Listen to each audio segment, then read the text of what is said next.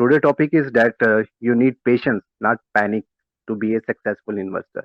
So आज का जो हमारा ये टॉपिक रहेगा ये ज़्यादातर आपके इन्वेस्टर पॉइंट ऑफ व्यू से रहेगा, जो भी आपका रिसेंट इन्वेस्टमेंट है, जो भी आपने इन्वेस्टमेंट पोर्टफोलियो बनाया है। सो एज ए इन्वेस्टर हमें क्या करने की ज़रूरत है इस पैनिक सैली के दौरान। सो क्योंकि अभी ये जो रिसेंट सैली है, सेल ऑफ हुआ है जो आज का, जिसे हम बात करें, तो इसमें देखें तो हम ब्रॉडर मार्केट में सब तरह के stock, regardless of fundamental, technical, मतलब कहीं पे कुछ भी रिस्पेक्ट नहीं कर रहे, हर स्टॉक में एक गिरावट देखने को मिल रही है। और इसमें अगर हम ब्रॉडर इंडेक्स की बात करेंगे, अगर इंडेक्स 3% डाउन है, तो इट्स वेरी, यू कैन से कॉमन कि आपका जो पोर्टफोलियो है वो 4 से 5% या इससे ज्यादा भी डाउन हो। तो एक इन्वेस्टर के लिए इन ए सिंगल डे अपने पोर्टफोलियो को 5% या 5% से ज्यादा रेड में देखना, it's psychologically it's very depressing. तो ऐसे मूड माहौल में हमें एक इन्वेस्टर को कैसे पेशेंस बना के और कैसे हमें अब नेक्स्ट प्लानिंग करनी चाहिए। तो आज का जो स्पेस है यूसी के बारे में, तो थोड़ा सा मैं पहले इसके बारे में आपको बताना चाहता हूँ कि how we need to handle this type of sell off, और बाद में मैं आपके क्वेश्चन लूंगा इन्वेस्टमेंट के ऊपर। सो सबसे तो पहले यही बात है कि आपको एक क्लियर पहले करना है कि आपका इन्वेस्टमेंट पोर्टफोलियो क्या है और ट्रेडिंग पोर्टफोलियो क्या है, अगर आप ट्रेडिंग भी साथ करते हैं तो ये एक ऐसा टाइम है जिसमें ज्यादातर जो ट्रेडर हैं वो इन्वेस्टर बनते हैं। तो आप प्लीज ऐसा मत कीजिए।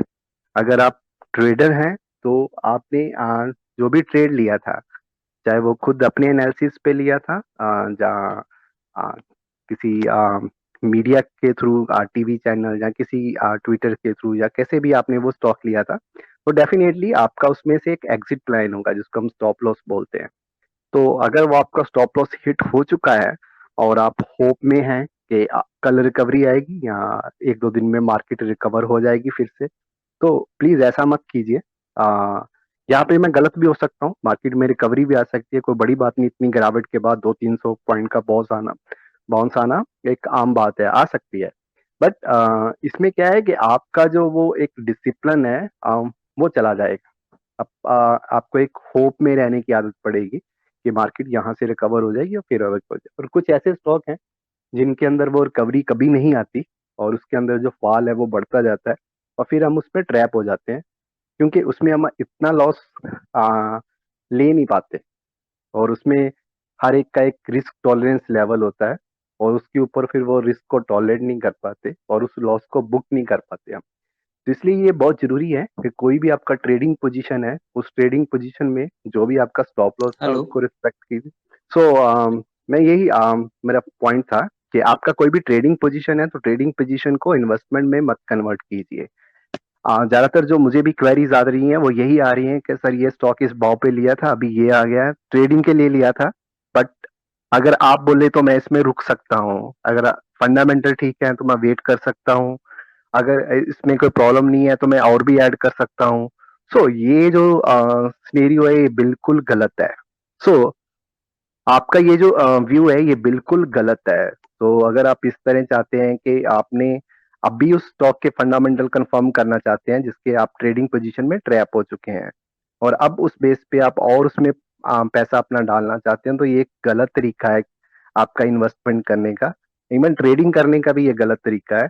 तो आपका यहाँ भी स्टॉप लॉस हिट हो चुका है, उसमें से प्लीज निकल जाइए। ठीक है, एक बार निकल जाइए पोजीशन में से। हो सकता है आपको 2-3%, 4% दोबारा ऊपर की तरफ आपको दोबारा से पोजीशन में कुछ ब्रेकआउट आ जाए, कोई भी आपका जो भी सेटअप है उसमें दोबारा वो सेटअप में स्टॉक आएगा तो फिर से आप उसमें ट्रेड कर लेना। बट एक बार उस स्टॉक में से निकल जाओ। अभी ये जो ट्रेडिंग के अंदर बहुत इंपॉर्टेंट पॉइंट होता है, रिस्क को डिसिप्लिन के साथ लेना। तो अगर आपने जितना भी रिस्क कैलकुलेट किया था अपना वो पोजीशन बनाते समय, आपने अगर 1% या 2% का जितना भी रिस्क लिया था, अगर वो स्टॉप लॉस हिट हो चुका है, तो प्लीज अभी के अभी वो स्टॉप लॉस अपने सिस्टम में डाल दीजिए एज ए एम ऑर्डर, और कल सुबह अगर वो हिट होता है तो उसमें से एग्जिट कर जाइए। और जहाँ एटलीस्ट कम से कम आज का जो लो बना है उस लो के नीचे अगर जाता है मतलब आपका स्टॉप लॉस ऑलरेडी हिट हो चुका है, बट आप उस पोजीशन में से नहीं निकले होप में, तो प्लीज आज के लो को रिस्पेक्ट कीजिए, और आज का लो अगर हिट होता है तो आप डेफिनेटली उसमें से निकल जाइए। तो ये पहला पॉइंट है कि आप कंपल्सिव इन्वेस्टर मत बनिए। ठीक है, इन्वेस्टमेंट सिर्फ आप अपना रिसर्च करके अच्छे तरह से एनालिसिस करके उसके बाद ही कीजिए। ट्रेड को इन्वेस्टमेंट में कन्वर्ट मत कीजिए, नहीं तो ये फॉल कितना बड़ा होगा कोई नहीं कह सकता। मार्केट कल को 500 पॉइंट रिकवर हो जाए वो भी नहीं मैं बता सकता। बट ये है कि आप ट्रैप मत हो जाओ, पॉइंट ये है यहाँ पे। तो आप स्टॉप लॉस को जो भी आपने रखा था उसको रिस्पेक्ट कीजिए, और जितना भी लॉस है बुक कीजिए, और trade for the plan for the next trade. Okay, जब भी आपका सेटअप आता है। और दूसरा ये है कि always assess your risk tolerance. जब भी अब अगर आप इन्वेस्टर हैं, आपका इन्वेस्टमेंट पोर्टफोलियो है, आप ट्रेडिंग नहीं भी करते, तो भी आपका जो इन्वेस्टमेंट पोर्टफोलियो है उसमें आप अपना रिस्क टॉलरेंस कीजिए कि आपका रिस्क कितना आप टॉलरेट कर सकते हैं। अगर आपका पोर्टफोलियो 20% डाउन है, तो how you are behaving no. आप किस तरह से पैनिक सेलिंग मत कीजिए। कुछ भी मार्केट के अंदर ऐसा नहीं है कि मार्केट हमेशा के लिए बंद होने वाली है या हमेशा के लिए ये खत्म होने वाला है, ऐसा नहीं है।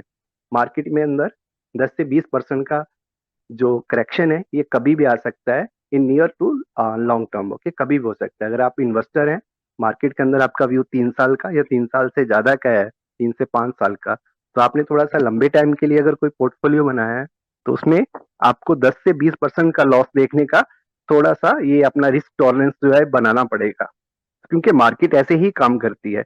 कभी भी आपका पोर्टफोलियो हमेशा ग्रीन में या ऊपर की तरफ ही नहीं जाता रहेगा। अगर आप ये देखोगे तो ऐसा पॉसिबल नहीं है कि हर साल 30% या 30% के ऊपर रिटर्न मार्केट देगा, नहीं।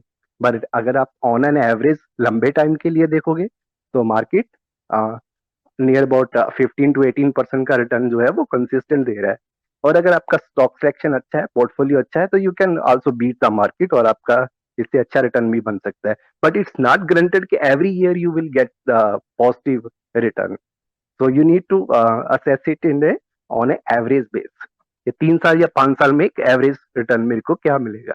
और अगर आप सिप टाइप वाले इन्वेस्टर हैं, कि आपका कोई पोर्टफोलियो है म्यूचुअल फंड का या स्टॉक का, जिसमें आपने सिप शुरू किया हुआ है, तो प्लीज अभी सिप मत रोकिए, और कोई जल्दबाजी मत कीजिए कि आपका अगर कोई रिजर्व कैश या रिजर्व पैसा बढ़ा है, स्पेशली द इमरजेंसी फंड जो आपने रखा होता है, उसको अभी एकदम से मत डालिए कि मार्केट गिर गया तो मैं अभी और बढ़ा दूं या और डाल दूं।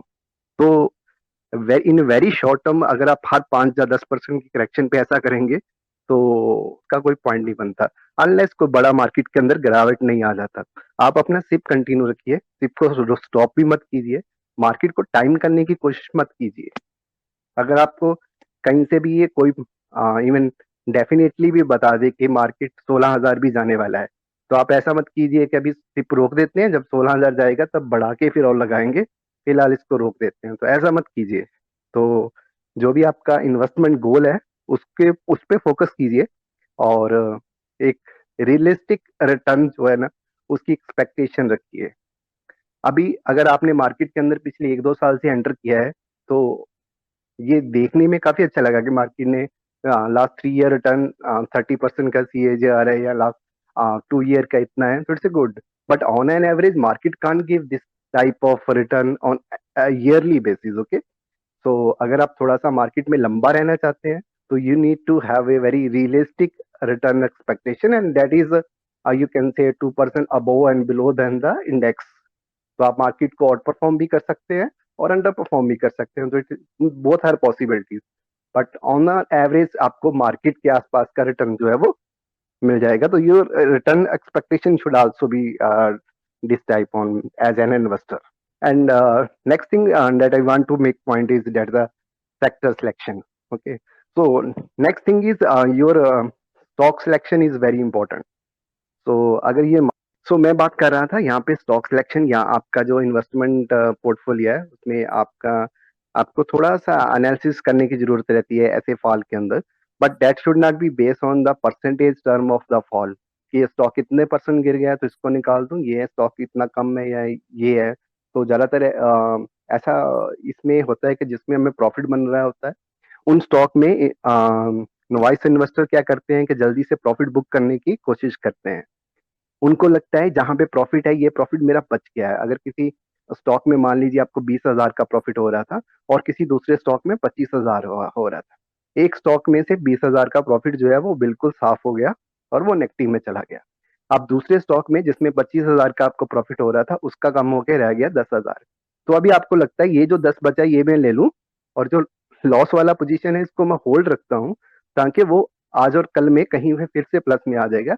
तो जहां पे प्रॉफिट मेरा अभी दिख रहा है उसको मैं बुक कर लूं। तो ये एक साइकोलॉजी होती है इन्वेस्टर की, ये मत कीजिएगा।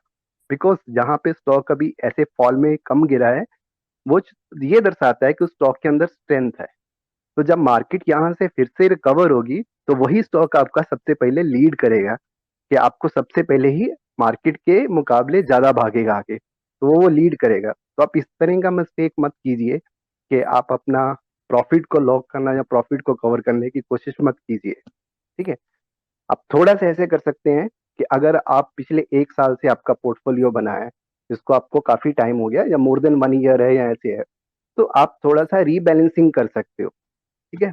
रीबैलेंसिंग का मतलब होता है कि आप का एलोकेशन पर स्टॉक के अंदर मान लीजिए 10% था, आपने 10 स्टॉक लिए, 10% कैलकुलेशन था, या आपने 15 स्टॉक लिए और हर स्टॉक के अंदर ऑन एन एवरेज 7% का रिटर्न था। अभी आपको लगता है कि आपका असेसमेंट वाइज सब स्टॉक फंडामेंटली ओके है, everything is fine, so you can rebalance your stocks. Okay, आप ऐसा कर सकते हो कि कहीं से प्रॉफिट बुक करके किसी दूसरे स्टॉक में इन्वेस्ट कर सकते हो जहां पे आपको अपॉर्चुनिटी ज्यादा दिखता है। बट आप स्टे इन्वेस्टर, जैसे आप फुली इन्वेस्टर थे वैसे ही इन्वेस्टर रहिए। आप कैश में मत बैठने की कोशिश कीजिए। जब हम कैश में बैठ जाते हैं, पोर्टफोलियो सारा बुक करके निकल जाते हैं, तो उससे क्या होता है, we are trying to timing the market. और एज ए इन्वेस्टर ये सबसे बड़ा आपका क्राइम है, मार्केट को टाइम करना। मार्केट को टाइम मत कीजिए कि मैं यहाँ से अभी पैसा बचा सकता हूँ, या मार्केट को मैं बिल्कुल दोबारा फिर से बॉटम पे फिर से एंट्री करूंगा। तो ऐसे करने में हो सकता है आप 1-2 बार टाइम कर लो, लेकिन ज्यादातर टाइम आप मिस कर दोगे और आपका जो अपॉर्चुनिटी है वो चला जाएगा। और अभी नेक्स्ट हम बात करते हैं, अगर किसी ने अभी तक इन्वेस्टमेंट कोई नहीं किया और अभी वो फ्रेश इन्वेस्टमेंट के बारे में सोच रहे हैं, या जिनको थोड़ा सा ये लास्ट कुछ देर से ऐसा था कि they are feeling left out, के वो रह गए हैं, बाकियों का पोर्टफोलियो ठीक कर रहा था, तो दे आर होल्डिंग देमसेल्फ के मार्केट में फॉल आएगा तो हम शुरू करेंगे। सो उनको मैं यही कहूंगा कि यू कैन इन्वेस्ट 30 to 40%। आप 30 से 40% अभी भी अपना पैसा लगा सकते हैं, और बाकी का पैसा आप 2 या 4 यू कैन से इन सिप मोड उसमें लगा सकते हैं। ठीक है। अगले 2 या 4 महीनों में उसको आप डिप्लॉय कर सकते हैं, but this is the right time to invest your 30-40% money. अब यहाँ पे अगर मैं 30-40% कह रहा हूँ कि 30 या 40% पैसा लगाना, तो इसका ये मतलब बिल्कुल नहीं है कि आप अपनी टोटल नेटवर्थ या अपनी जो सारी जमा पूंजी है उसका ही 30-40% लगा दो। नो, यहाँ पे ये नहीं है। ज्यादातर इन्वेस्टर ये गलत समझते हैं। ठीक है। आपको एक सबसे बेस्ट चीज क्या है इस पैनिक में जो बचा सकती है, वो है right asset allocation.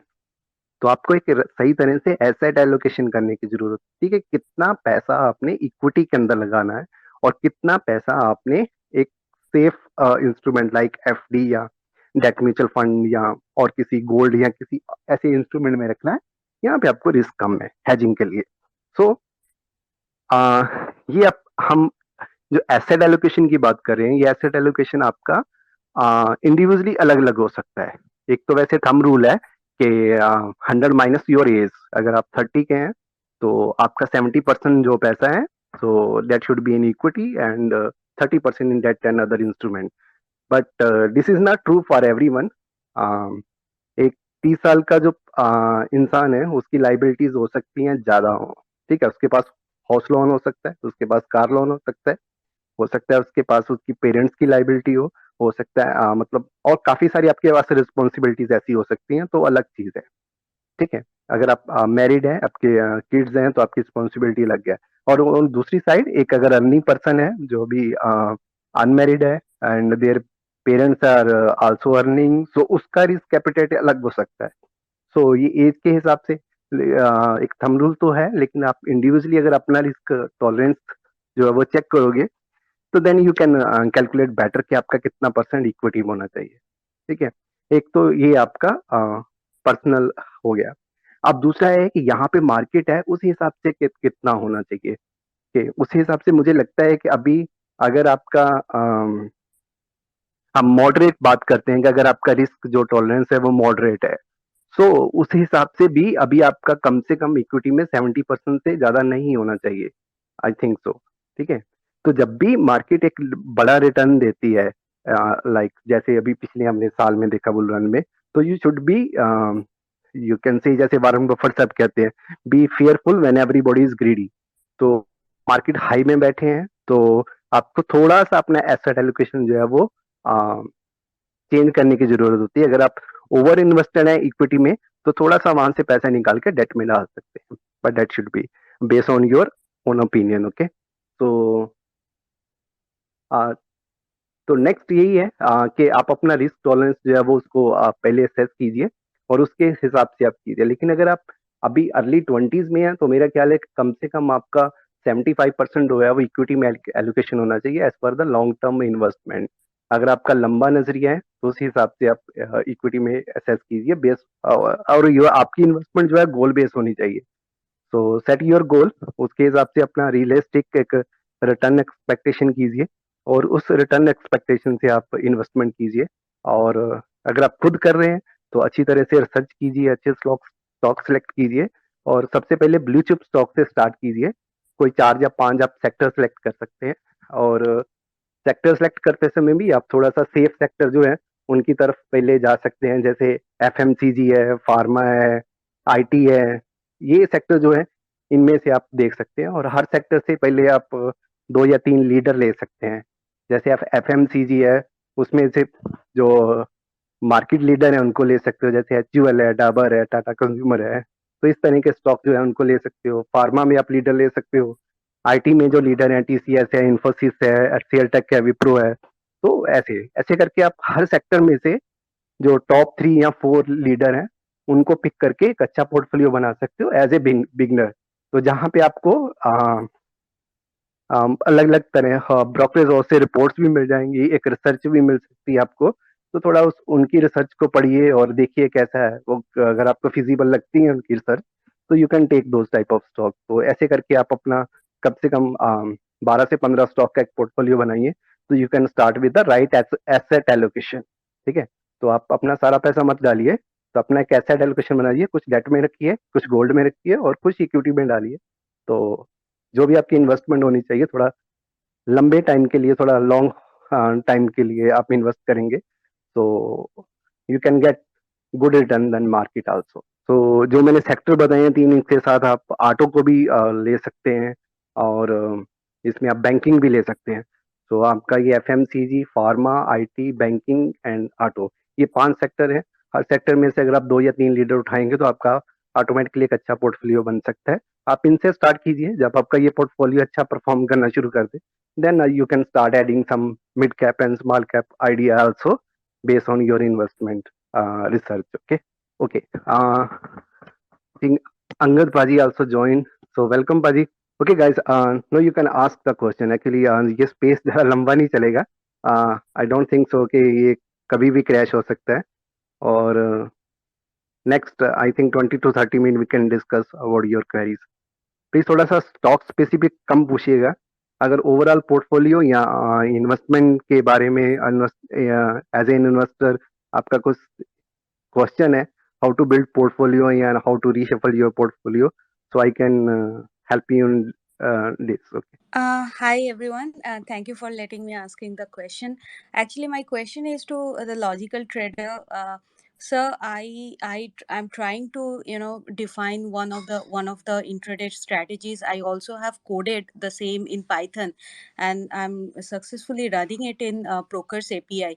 But the challenge is I'm not able to yet back test it with the long term data. I mean, I have done it through simulator, but I really want to do it with the same code, just punching the data behind. So, could you suggest me that what I mean with my code without changing anything? Is there a tool that I can just deploy the code and I can backtest with the same code along with maybe 5 years of data? So could you suggest me on this line, please? So I see Vaibhav sir is also there. So if Pawan sir or Vaibhav sir can answer this question, that would be really helpful. Angad Paji, can you answer this question? भाजी आई ਸਾਡੀ ਭਾਜੀ ਕੀ ਹਾਲ ਚਾਲ ਜੀ बस बढ़िया पाजी, ठीक है बिल्कुल। ਭਾਜੀ ਮੈਮ ਦਾ ਨਾ ਮੈਨੂੰ question in I didn't get her that she needs data or she needs a platform because she said she has written something नहीं नहीं I Angad need sir a वो platform. I actually need a वो platform. oh logical sir is there and then he will answer because the question is to him. You said carry on please. नहीं नहीं मुझे एक तो sir मत बोलिए Angad sir मैं बाप बहुत बिगिनर हूँ आपके आगे बट हाँ to answer her question basically what she wants is कि वो बैक टेस्ट इंजन और जो लाइव उसका जो एग्जीक्यूशन है उसको एक ही साथ रन करे मतलब कि जो उसका कोड है जिसने बैक टेस्ट किया है वही लाइव ट्रेड भी ट्रिगर करे लाइव डेटा को लेके तो मैं तो पर्सनली ऐसा करता नहीं हूँ मतलब मेरी live No, algorithm not exactly, sir. No, not exactly. That is my intention. What I want to do is with the same code, if I can backtest also. It's not.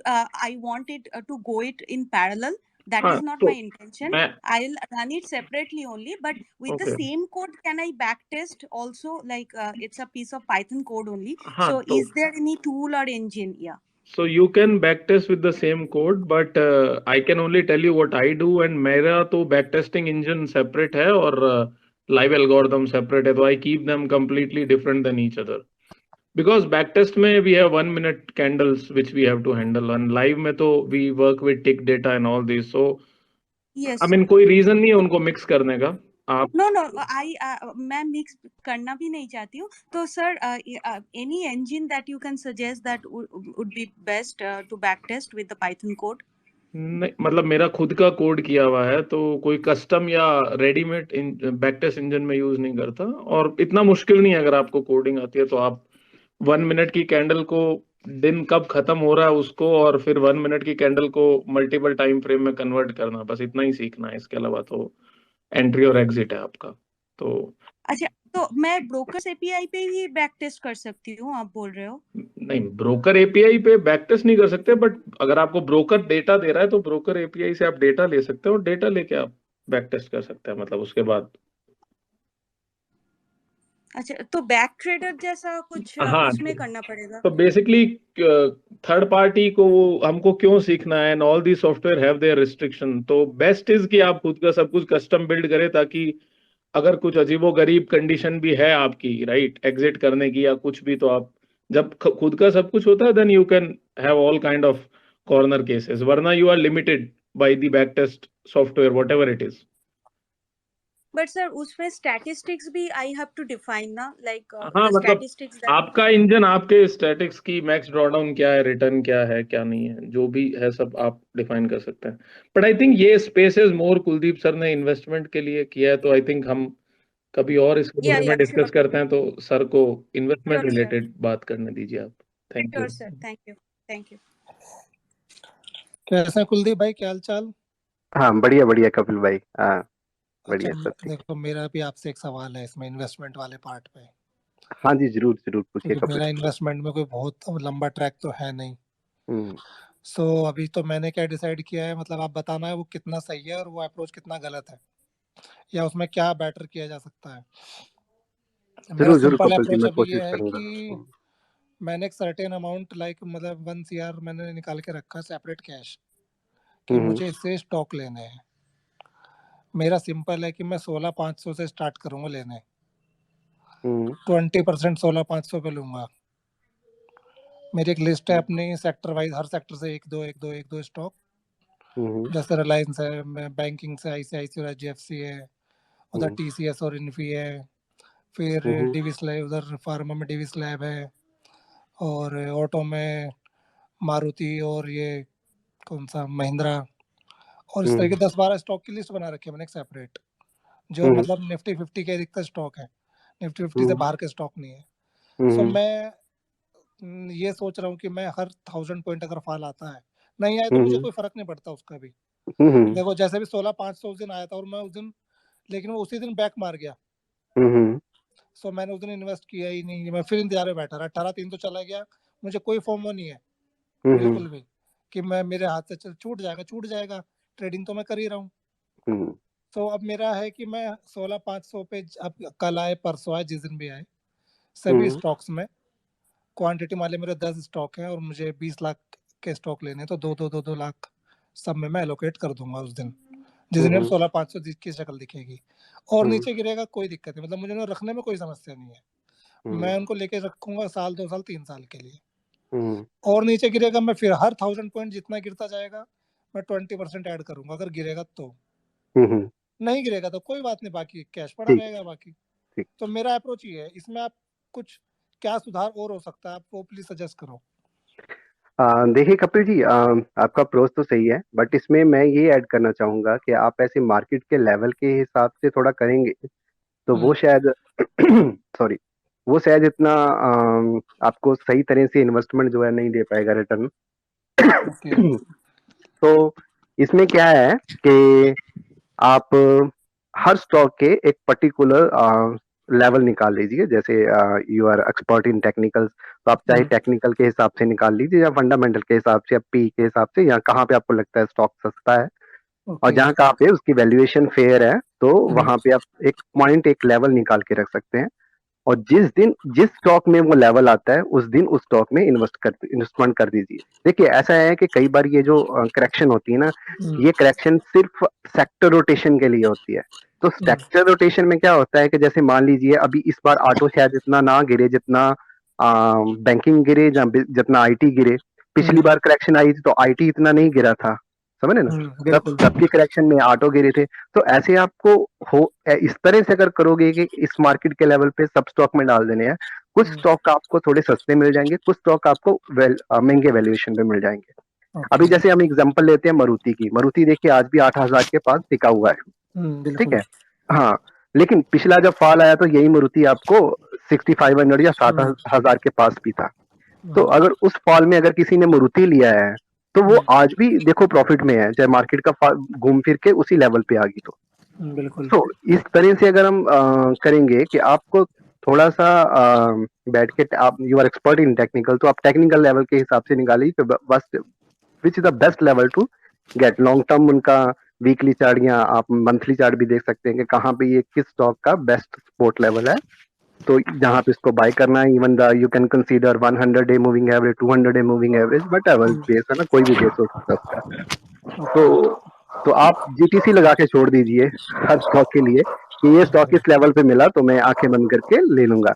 आपने बाकी Nifty 50 में करने हैं, सब blue chip stock है तो उसमें तो इतना कुछ रिसर्च करने का जरूरत नहीं रहेगा, but you can find the good level to enter जहां पे आपको लगता है। तो But I want market to, का, I want to हाँ speak here. अंगद पाजी, हाँ काफी देर से बोलना चाह रहे हैं, हाँ जी पाजी। Kapil Bhai, I have a question for you. First of all, hello, how are you? मैं अच्छा हूँ। अंगद भाई आप बताओ, आपकी फोटो भी थोड़ी देर पहले मैं किसी और स्पेस में देख रहा था। अरे कौन सी वाली में देख ली? तो आप दोनों तरफ 2 लड़कियों से घिरे हुए थे। अरे वाह, नहीं भाई इतने कर्म कहाँ हमारे। अच्छा मजाक। सुनिए, एक सवाल मेरे को दीजिए, पहले आपको दुविधा में डालूंगा, उसके दुविधा में निकालूंगा अभी अभी मैं आपसे सवाल ठीक है, करके। ठीक है। आपने बोला कि 16,500 पे आप माल उठाओगे, कितना उठाओगे? मैं 20 लाख 20% 20 लाख 20 लाख ठीक है, ठीक है सर। और आपने बोला कि हर कितनी % करेक्शन पे आप और डालोगे? हर 1000 पॉइंट गिरने पे। सर जी डाल लिया। आप मेरे को बात बताते जाइएगा। 15,500 पे 20 लाख और डाल दिया, 14,500 पे और डाल दिया, 13,500 पे और डाल दिया, और 12,500 पे पैसे खत्म हो गए। अर्लियर हाई जो था। सर जी जो मर्जी हो जाए, आप मेरे को सिर्फ जवाब दीजिए, पैसे खत्म हो गए? पैसे खत्म हो गए। आपने बोल दिया था साथ में, आपकी बात कोई बता रहा हूँ जो मैंने सुना ध्यान से, आपने बोला कि 2-3 साल के लिए आप होल्ड कर सकते हो, कोई टेंशन वाली बात नहीं है। जस्ट फॉर अ केस ये कोविड का कोई बुरा भाई आ जाता है और market against comes to 6,000, it can come possibility 1% शायद हो उसकी, अगर जैसे पहले नहीं थे अभी भी नहीं है, मान लो 6,000 आ गई, उस टाइम पे आपकी इन्वेस्टमेंट क्या करेगी आपके लिए? तब तो वो 40 लाख पे रह जाएगी। चलो रह तो जाएगी, बट उसके लिए आप कैसे प्रिपेयर्ड हो? मतलब बट मैं इज उसको इट छोड़ूंगा ही आप नहीं। सर एज अ ट्रेडर, अगर हम किसी को कहते हैं ना कि ट्रेड में डलें, अगर स्टॉप लॉस नहीं डाला हुआ और अगर आप करोड़ की रकम को 40 लाख देख रहे हो तो और कुछ भी नहीं कर रहे, छेड़ूंगा नहीं, तो सर आपको लगता है it is a wise decision? नहीं डिसीजन तो वाइस नहीं है, लेकिन कहीं ना कहीं इन्वेस्टमेंट करना स्टार्ट करना पड़ेगा ना अंगद भाई। सर नहीं नहीं नहीं नहीं, मैं देखो इन्वेस्टमेंट करने का तरीका है, ये तो आपका तरीका था, मैंने आपके तरीके को पकड़ा, सिर्फ आपसे क्वेश्चन पूछा कि अगर मान लो वो चीज वर्सन आउट होती, क्योंकि एक वर्स्ट पार्ट को भी आपको आंखों के सामने लेके चलना पड़ेगा ना। बिल्कुल। मैं थोड़ा सा बेटर गाइड कर देता हूँ, आप बताओ आप। अगर आपको अच्छी लगेगी सलाह तो टेक इट, नहीं तो लीव इट। आप देखो जी, अगर एक महीने का अगर आप 1 लाख रुपया डाइवर्सिफाई करके, एक हफ्ते का 25,000 रुपये अगर आप डाइवर्सिफाई करके कुछ चुनिंदा स्टॉक्स लेते हो, लेट से आपने 10 स्टॉक अच्छे कर लिए, ढूंढ लिए आपने अच्छे स्टॉक, उसमें एक टीसीएस भी है, जैसे भी आपकी मर्जी के, चाहे वो कंपनी यस बैंक की है उसमें, बट टोटल आपने 10 स्टॉक ढूंढ लिए जिसपे आपने इन्वेस्टमेंट कर लिए। ठीक है। अगर आप हर हफ्ते 25,000 उसके ऊपर लगा रहे हो, महीने का 1 लाख रुपए हो गया, बिल्कुल। साल का 12 लाख रुपए हो गया। बिल्कुल हो गया। अब आपका उस टाइम पे चाहे 16,500 आए, चाहे 12,500 आए, चाहे 7,000 आए या 6,000 आए, आपके पास कैश तो फिर भी होगा ना इन्वेस्ट करने के लिए। बिल्कुल होगा। ठीक है ना। अब आप ये बताइए कि आपके पास 1 करोड़ रुपए रकम है, आपको कितने साल और कितने मंथ्स लगेंगे to cover up and to invest that money into the markets. काफी टाइम लगेगा उसमें तो। ठीक है ना। तो काफी टाइम के साथ में ये भी है कि एक सिस्टमैटिक, ना तो आपकी जेब के ऊपर जोर पड़ रहा होगा और ना तो आपके अंदर ग्रीड और फियर डेवलप हो रहा होगा किस चीज का। ओके।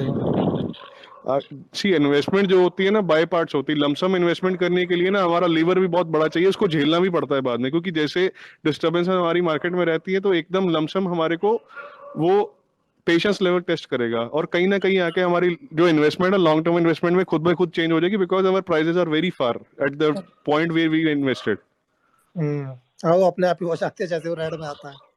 ठीक है ना। वो वही चीज कह रहा हूँ मैं, अपनी तरफ से यही गाइडेंस देना चाहता था। जो भी स्टॉक आपको अच्छा लगता है, कम से कम 10 स्टॉक तो होने चाहिए डाइवर्सिफाई करके रखने के लिए। वो सेक्टर एलोकेशन आपकी अच्छा है, या आपको कुलदीपा जी अच्छी तरह बता रहे हैं वो तो, बट वो स्टॉक डाइवर्सिफिकेशन आपकी होनी चाहिए। हाँ, अगर आप ये बता रहे हो 1,000 पॉइंट करेगा, तो sir as a trader we never average in losses. बिल्कुल। As a trader we never average in losses. अगर हम इन्वेस्टमेंट ही लॉसेस में एवरेज करते जाएंगे तो हमारा कहीं ना कहीं तो आके मुश्किल हो जाएगा ना काम। फिर तो एसआईपी मोड में जाना पड़ेगा अंगद भाई। जैसे अंकल भाई ने बहुत अच्छे से कहा टिपिकल भाषा में कि लीवर चाहिए झेलने के लिए। तो दैट इज जो मैं अभी समझा रहा था आप लोगों को कि वो रिस्क टॉलरेंस।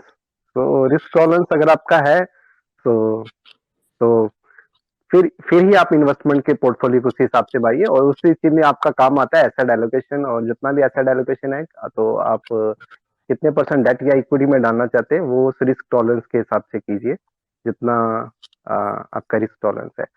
और कपिल भाई, मेरे हिसाब से जैसे अंगद जी ने बताया, सिप मोड इज बेस्ट, जहाँ पे फियर और ग्रीड निकल जाती है।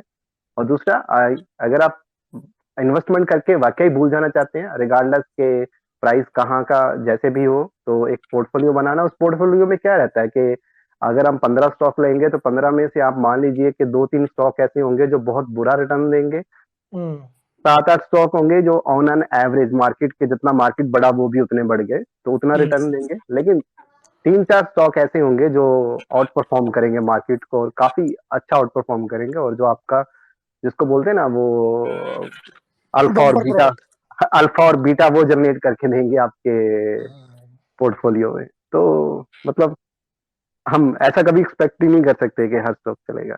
हाँ, चलो फिर तो चलिए ये एसआईपी मोड में हाँ जाना पड़ेगा। हाँ, एसआईपी मोड इज बेस्ट है कि आप एक लंबे टाइम में पैसा डाल देते हैं और आपको एक लंबे टाइम में एक एवरेज प्राइस निकल के मिल जाता है। और क्या रहता है कि जब तक हमारी जेब में पैसा ना, हम और खरीद सकते हैं, तो मार्केट गिरने में डर नहीं लगता। हाँ ये तो है। पिछली हाँ बार मैंने अपना बस। पोर्टफोलियो ऐसे बनाया था, ये कोविड के फॉल से पहले। हाँ जो हाँ भी मैं इंट्राडे में मतलब प्रॉफिट आता था, उसका एक पार्ट में स्टॉक लेता चला गया ओके ओके। लगातार। और जो भी आया उसका एक एक पार्ट मतलब 50%। आज मान लिया 10,000 आए, 5,000 के स्टॉक ले लो। तो वो मोड भी अच्छा है कि 1 करोड़ को पूरे को हाँ वो हाँ, करके और उस पे प्रॉफिट से स्टॉक खरीदे गए। बिल्कुल तो अंदर बिल्कुल भाई का बिल्कुल। कहना भी ठीक है एकदम, एसआईपी मोड में हाँ जाना ज्यादा बेटर रहेगा। हाँ, मेरा क्वेश्चन जो है इन्वेस्टिंग रिलेटेड ही है, mostly because this space is completely related to investing. तो अभी I am doing investing in a SIP mode. तो मैं क्या करता हूँ, I am buying on every Friday, like I have SIPs on every Friday, so I will be buying irrespective of price. मतलब मैं price नहीं देखूंगा, जो भी मेरे को स्टॉक बास्केट जो बता रखी है मैंने स्टॉक्स की जेडीबी, वो मैं बाय कर रहा हूँ हर फ्राइडे। तो उसके बाद now I know that my goals, like मेरा गोल सिर्फ एक retirement is a major goal, apart from that कोई गोल नहीं है such. And I haven't sell any stock yet, like मतलब मैंने सेल नहीं करा। मेरे में कुछ ऐसे भी पुअर परफॉर्मेंस भी है which I am holding, like Yes Bank हो गया या जी हो गया, that I bought even at the top, because मैं हर फ्राइडे ले रहा हूँ, तो मेरी एवरेजिंग ऊपर होती जाती है जब मार्केट जा रही है। तो होता क्या है कि जैसे वो एक टाइम के बाद अमाउंट इतनी ज्यादा बढ़ गई है कि मतलब सीक्रेट मनी हो गया, because I started investing in 2010। तो उस टाइम पे I was a very conservative investor, plus I started my journey as a job करनी शुरू करी थी। और नाउ जैसे अब क्या कहते हैं 12-13 साल हो गए हैं, एंड अब मैं काफी एग्रेसिव इन्वेस्टर हो गया हूँ। मतलब ये कह सकते हैं I am putting 90% in equity. तो वो इन्वेस्टमेंट एकदम से ग्रो कर गई लास्ट कुछ कपल ऑफ इयर्स में। तो अब क्या होता है कि मुझे लगता है कि जैसे मान लो कि अगर एकदम मार्केट गिरती है, जैसे अभी गिर रही है, इट्स ओके, मतलब मेरे को इतना इम्पैक्ट नहीं हो रहा। बट हाँ, अगर यहाँ से मार्केट 8000 पे आ जाए या 9000 पे आ जाए, तो मेरा I will lost lot of chunk, मतलब पोर्टफोलियो बिल्कुल आधा ऐसे भी कम हो जाएगा और मेरी पूरी नेटवर्थ खत्म हो जाएगी। तो इसमें आप कुछ सजेस्ट कर सकते हैं कि मेरे को कुछ छेड़खानी करनी चाहिए या चलते रहना चाहिए? वैभव जी, एक दो चीजें पूछ सकता हूँ आपसे कि सबसे पहला नंबर ऑफ स्टॉक कितने हैं आपके पोर्टफोलियो में? मेरे पास 15 स्टॉक्स हैं, 15 to 20 के बीच में है। 15 to 20, ओके। तो देखिए, इसमें ऐसा है कि जैसे मैंने अभी आपको बोला है कि आपको असेस करना पड़ेगा आपका रिस्क टॉलरेंस कितना है। अब रिस्क टॉलरेंस से ये बात आती है कि कल को मान लीजिए आपका पूरा इन्वेस्टमेंट पोर्टफोलियो अगर जीरो होता है, तो आपका जो एक लाइफस्टाइल है, चाहे कह लीजिए कि आपका जो जितनी भी अभी नियर टर्म आपकी रिस्पॉन्सिबिलिटीज हैं, लाइबिलिटीज हैं, क्या आप उनको आराम से पूरा कर पाओगे? आपको भी फर्क पड़ेगा नहीं पड़ेगा? जहाँ आपका नियर टर्म में जितनी भी आपका गोल है, चाहे वो किसी भी तरह के फैमिली से रिलेटेड है, जहाँ आपका कोई लोन है, जहाँ आपके कुछ भी आप नियर टर्म मेरा मतलब कम से कम 5 साल, मैं 5-6 महीनों की बात नहीं कर रहा। तो अगले 5 से 6 सालों में आपका जो भी गोल है अगर कोई, तो अगर वो गोल आपका ऐसा है कि जो इस पोर्टफोलियो पे डिपेंड करता है, जिसमें आपने प्लान किया था कि इस पोर्टफोलियो के बेस पे आप इतना तब पैसा निकालोगे और वो गोल आपका पूरा हो जाएगा, और वो बहुत इंपॉर्टेंट गोल है। तो उस हिसाब से अभी आपको बैठ के सोचना पड़ेगा कि हाँ, इसको मेरे को अभी राइट एसेट एलोकेशन करने की जरूरत है। जैसे अभी आपने कहा कि आप 90% इन्वेस्टेड है इक्विटी के अंदर, तो it's a very aggressive type of, अगर आप एक ही एसेट क्लास के अंदर सारा पैसा लगा रही है। देखिए, आपने जैसे 2010 से इन्वेस्टमेंट करे हैं, तो आपको तो पता होता है कि मार्केट 3 या 4 सालों के लिए साइडवेज भी चली जाती है, जहां पे कोई रिटर्न नहीं आता मार्केट के अंदर, है ना? तो कहीं ऐसा ना हो, आपको ये फ्यूचर में मान के चलना पड़ेगा कि जिस टाइम मेरे को पैसे का जरूरत पड़ा, जब मेरा वो गोल इतना नजदीक आ गया था, उस टाइम मार्केट 25% डाउन थी या 30% डाउन थी, और उस टाइम आपको बहुत पेन होता है जब हम किसी ऐसे डाउन मार्केट में से पैसा निकालना पड़ता है। तो हाँ, तो बेस्ड ऑन दैट, अगर आपका 3 से 5 साल के अंदर कोई भी नियर टर्म गोल है जिसमें इस पैसे से ऊपर डिपेंड है, और आप इस पैसे में के ऊपर उसको पूरा करना चाहते हैं, तो अभी प्लीज आप उसको थोड़ा सा बैठ के रिव्यू कीजिए, और कितना पैसा अभी आपको कम से कम थोड़ा डेट में शिफ्ट कर लेना चाहिए। एक एसेट एलोकेशन जो है ना, वो बहुत इंपॉर्टेंट है, ठीक है? तो एसेट मेरा कोई एसेट नियर टर्म गोल नहीं है, बिकॉज लाइक मैंने अपना मतलब मेरे को रिटायरमेंट के लिए ही चाहिए मोस्टली, मोर और लेस। हाँ, तो अगर आपको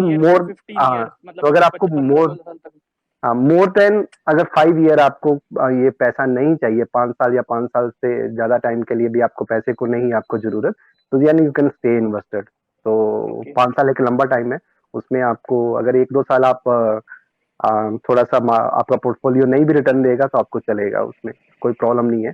बट फिर भी मैं ये कहूंगा कि आपका एज कितना है वैभव? मेरी एज अभी 34 है। 34 है।